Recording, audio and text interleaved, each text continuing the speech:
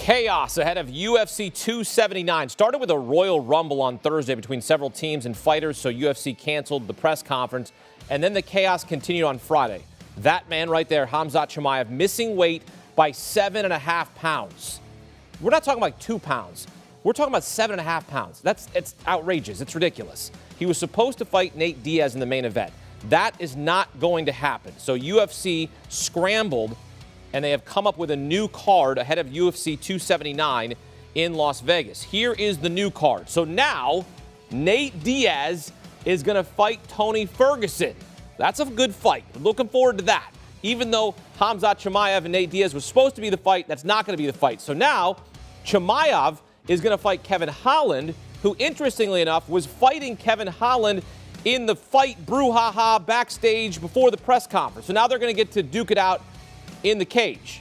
And then the other guys that kind of suffer from this is they got to, adjust is Li Jinliang and Daniel Rodriguez, because Daniel Rodriguez, before this shuffle here, was supposed to fight Kevin Holland. He's now not going to fight Kevin Holland, and Li Jinliang was supposed to fight Tony Ferguson, and that's not going to happen. So now you have this card here, and Chimaev and Holland now is a catchweight bout, as well as Jinliang and Rodriguez is a catchweight bout as well. Diaz, Tony Ferguson, still the main event at UFC 279. Got it? Good, because that's what we've got tomorrow night, Saturday night, at UFC 279 in Las Vegas. All right, so welcome in CBS Sports combat analyst and co-host of the award-winning Morning Kombat, Luke Thomas. Luke, let's first start with Khamzat Chimaev missing weight by 7.5 pounds. 2 pounds a big deal, right? 7.5 pounds is outrageous. What's your reaction, first off, to Chimaev missing weight? Historic. You don't really see people miss weight for pay-per-view main events, and you really don't see them miss by more than 2 pounds, and you really don't see them miss by 7.5. By the way, it's actually 8.5. The 7.5 is after you spot him 1 pound, which is allowed in non-title bouts. So we're talking about a guy who was closer to the next weight class than the one he's supposed to be fighting in. That's how far away he was. What they're telling us is that it's a medical issue. But what does that mean? A sprained ankle? Some kind of organ problem? I mean, he's still cleared to fight. As you indicated, he's taking on Kevin Holland in a catchweight fight. By the way, 5-round co-main event.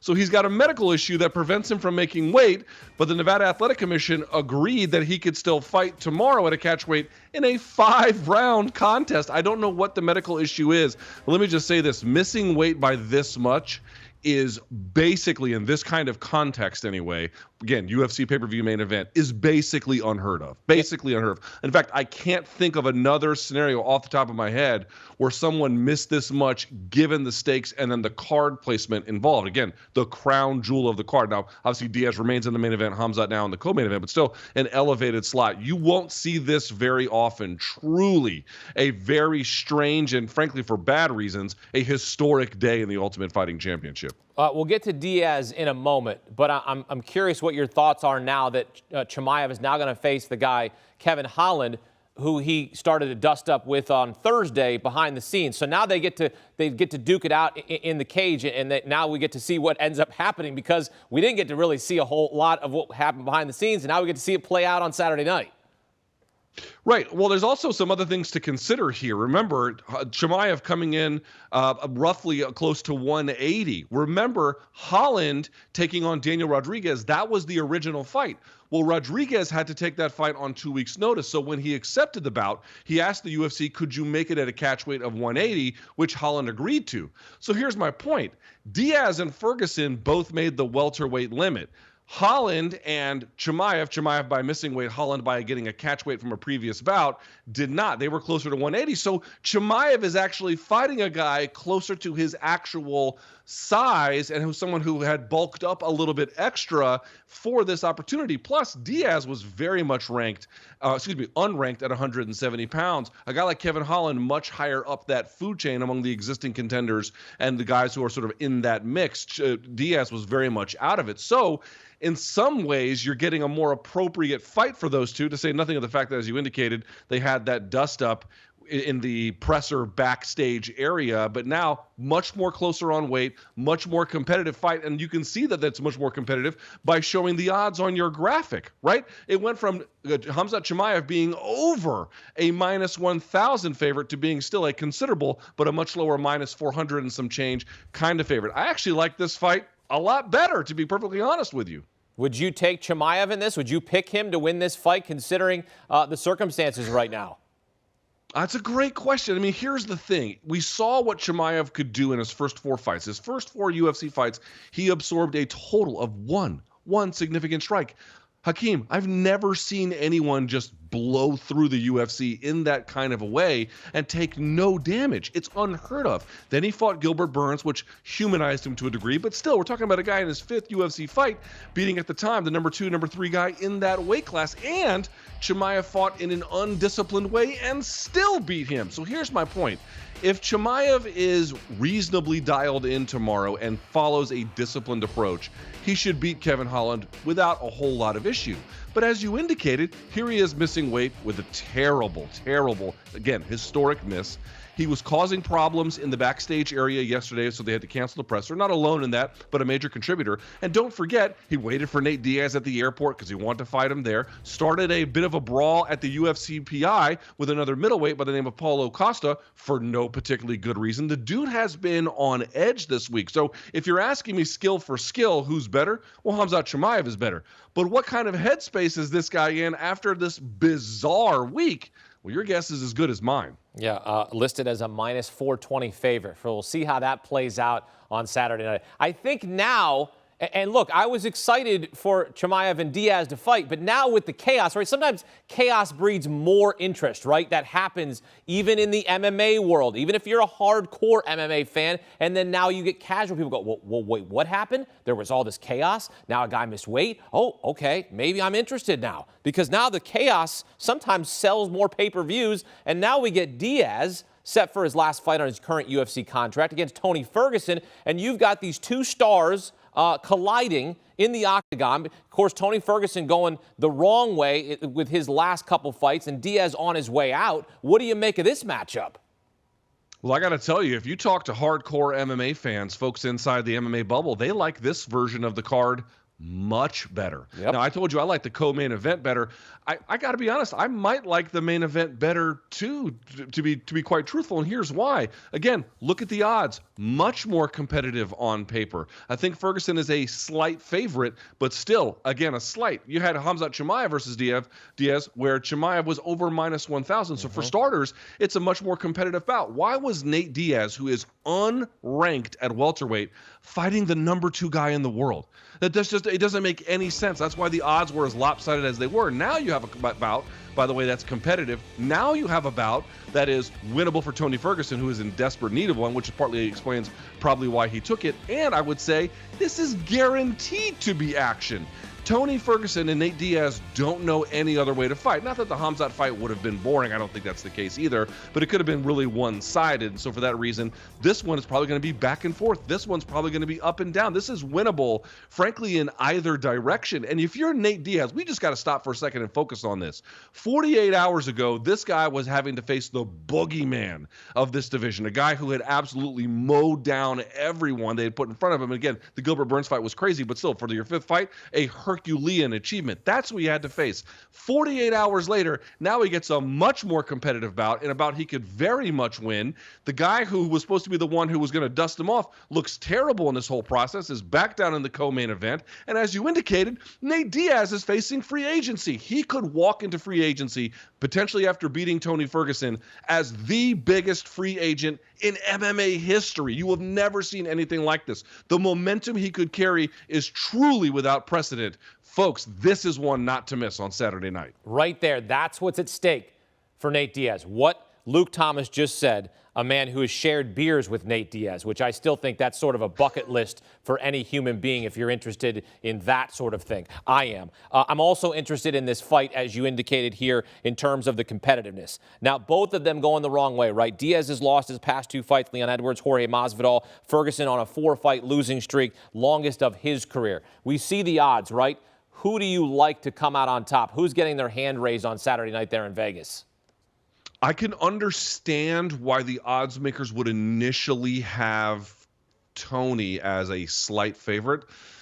I get that. Here's the thing. Yes, Diaz is on a bad losing streak, I should say, as you indicated, losing to Jorge Masvidal, which was stopped by a bit of a cut, but he was getting tuned up in that contest. And then Edwards was largely controlling it until that 5th round sort of semi-rally that Nate put together, but it was a fairly bad loss as well. Here's the difference. Remember what's happened with Tony. He took a career-altering beating against Justin Gaethje during the pandemic, had 2 subsequent losses to Charles Oliveira and Beneil Dariush, which, again, in the Charles Oliveira fight, got his limbs extended in all the worst ways. And then against Michael Chandler in his last contest, got put out completely, which has never happened to him before.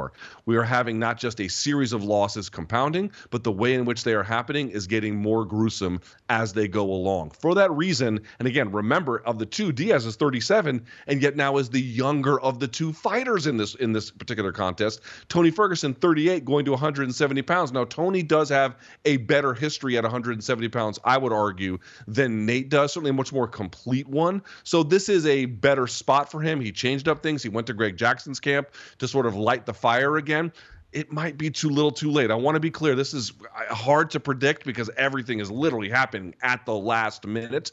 But I actually think this is Nate Diaz's fight to lose. I think he'll probably get his hand raised, but expect craziness along the way. Yeah, I'm all in for that. I really am. I love the dog in Nate Diaz, and I love the underdog in Nate Diaz at plus 145. The value there in Nate Diaz. Certainly a guy that's going out, looking to go out on top, right? I mean, that's what you always talk about. Legends are retiring. Guys are playing their last game. There's so much emotion. Sometimes guys let it get to them. I don't think Nate Diaz is a guy that lets it get to him. I think he's going out there to send a message as he goes out and looking to go out on top. Now, there was a report from ESPN that Dustin Poirier was called to step in and accepted the fight against Nate Diaz. That didn't end up obviously happening. What did you think about that situation as we kind of entered this? It was a lot of uncertainty over the evening time here on Friday, and then finally we got word from Dana White that it was Tony Ferguson against Nate Diaz. But interesting here that Dustin Poirier was called. Wouldn't have been super upset with it because, again, Dustin Poirier is a fun fighter. He's a name fighter. He's an action fighter. He's a talented fighter. He's a battle-tested fighter. There's a lot of reasons why that would have been great. And in fact, a couple of years ago, Nate Diaz and Dustin Poirier were set to compete against one another. The bout fell apart before it ever really got started. But they had previously been linked. They had a face-off at a press conference together. So it would have been a little bit of history about it. But the reason why I'm glad they didn't go there is because it was actually just confirmed yesterday that Michael Chandler at UFC 281, that of course will be at Madison Square Garden, with a headlining bout between Israel Adesanya and Pereira, who's going to be the sort of like the top contender for the belt, right? On that card was going to be Poirier versus Michael Chandler. They were going to fight on that one, which is an all-action affair. And if you think about it, that one's going to be at 155. This one would have had to have been at 170. So you would have blown up a perfectly good fight, number one. But also the winner of that fight between Chandler and Poirier, well, they might just get a title shot. It's kind of like a de facto number one contender fight. The UFC hasn't labeled it as such, but that's really what's on the line here when you begin to look at the rest of the division. So now, by virtue of making the Tony fight happen with Nate, you get to preserve UFC 281's Chandler versus Poirier, an unbelievably dynamic and important fight. Everything gets kept in place. And for that reason, I think this is a much better outcome. And then maybe, and this is just call me crazy, you can call me crazy, Nate Diaz wins, and then maybe they extend him, and then maybe he gets to fight Dustin Poirier somehow because there were rumors that they were going to fight this summer and it never happened. Call me the matchmaker, right? Let's go. It could happen. I tend to think, I've spoken to a lot of folks close to Nate Diaz this week. I tend to get, yes, if he wins, here's the thing. If he had beaten Khamzat Chimaev, I honestly believe the UFC would have done everything in their power to retain his services, including paying him an astronomical, if not like the most in UFC history kind of money. I really, truly believe that. Beating Tony, I don't think exactly means the same thing. It's not the same kind of heroic rise to the occasion moment, given the fact that these two are both much more sort of closely in proximity of their abilities. It's not the number 2 guy in the contest, or in the division, I should say. So what I'm trying to point out here is everything I'm hearing is that what he really wants to do is, which includes a potential return to UFC, but however it happens, it's going to happen through free agency. He's not going to just not see what other options are out there. And if he goes out there and beats Tony Ferguson in his last UFC contest, my man is going to have all the leverage in the world. One way or another, Hakeem, here's one thing I know. Nate Diaz is going to get paid. Yeah, he is. He's about to get paid. I love it. Luke Thomas bringing it down for us here on CBS Sports HQ as chaos ensues at UFC 279, but we've got it sorted out as we do have a new card as UFC shuffles it, but we do have an event, and it will take place Saturday night in Las Vegas. Luke, thank you. And again, here's a look back at the card, okay? This is the card that has been shuffled. Again, Nate Diaz was supposed to fight Khamzat Chimaev. He misses weight. So now Nate Diaz will fight Tony Ferguson. Tony Ferguson was originally scheduled to fight Li Jinliang. That's not going to happen. Jinliang not going to fight Daniel Rodriguez, and Khamzat Chimaev is going to fight Kevin Holland in the co-main. It's all sorted out. Saturday night, UFC 279 from Las Vegas. Do you want a sports network that delivers everything that matters about the game? The highlights, the picks, the instant analysis, no yelling, no fake debates, no politics. Hit the subscribe button and never miss a moment.